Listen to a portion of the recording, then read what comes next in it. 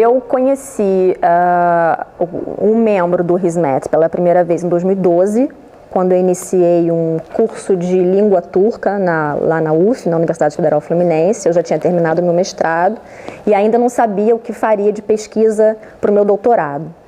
E eu comecei essa aula de turco com um dos membros do Hizmet e alguns meses depois, no início de 2013, nós fizemos uma viagem à Turquia de cerca de 10, 12 dias, em que visitamos diversas associações ligadas ao Hizmet, e escolas, dormitórios, universidades.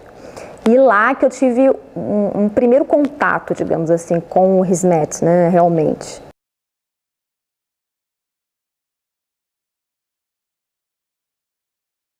Então, Hizmet, como a tradução em turco, né, serviço, o Hizmet, ele se baseia realmente na ação. É uma junção entre a religião, né, quer dizer, a base toda é o Islã, é a base das ideias, dos preceitos, dos valores, que é o que impulsiona essas práticas, né, que são o quê? São práticas voltadas basicamente para educação e cultura, mas também com preocupações de outras naturezas, né? Como, por exemplo, o Kimse Okmu, que cuida de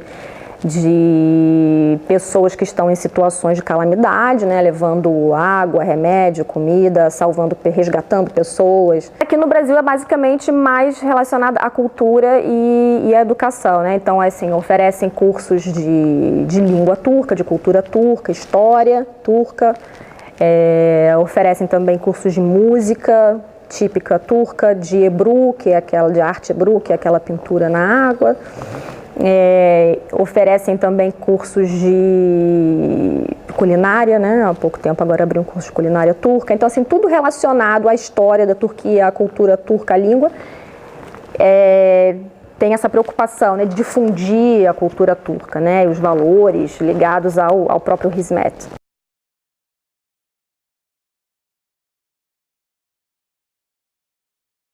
Bom, quando eu cheguei junto com os homens-bombas, né? Eu cheguei entre, acho que a segunda e a terceira explosão, porque meu avião aterrissou bem no meio do atentado e eu fiquei presa no aeroporto por algumas horas. E ali já começou aquele clima, né? O que está acontecendo aqui, né? Mas até então era apenas um atentado e depois ficaria tudo bem.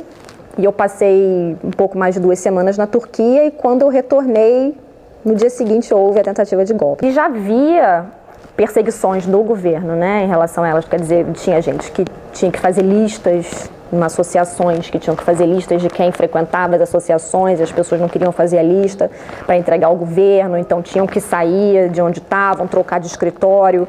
Eu fui no escritório do Kimse Okmu, que estava sendo perseguido, o governo quis tirar eles de lá, então eles estavam se mudando, e esse mesmo escritório, dias depois, acho que dia seguinte, depois do golpe, ele foi metralhado, né, esse escritório onde eu fui.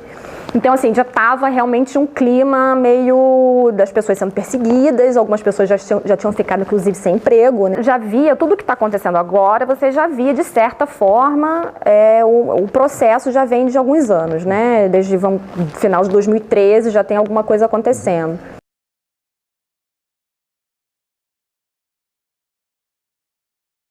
Ele não tem um posicionamento político partidário, mas ele reúne muitos membros, ele tem muitos seguidores. Quer dizer, eles eram próximos, né, eram de certa forma aliados numa época, depois o programa de governo, o programa político do Erdogan foi mudando e eles começaram a se desentender, houve um conflito.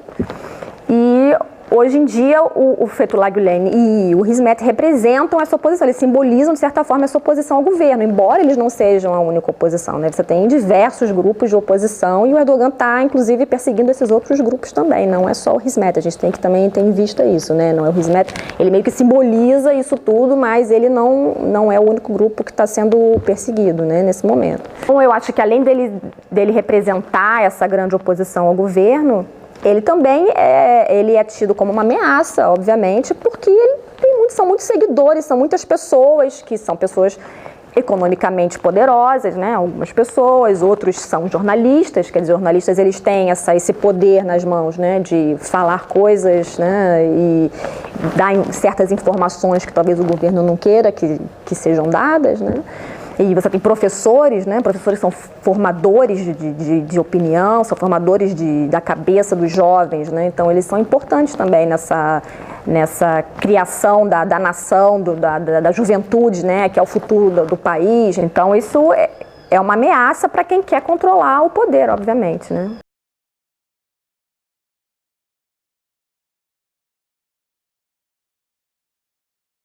Seria interessante saber o que aconteceria, né?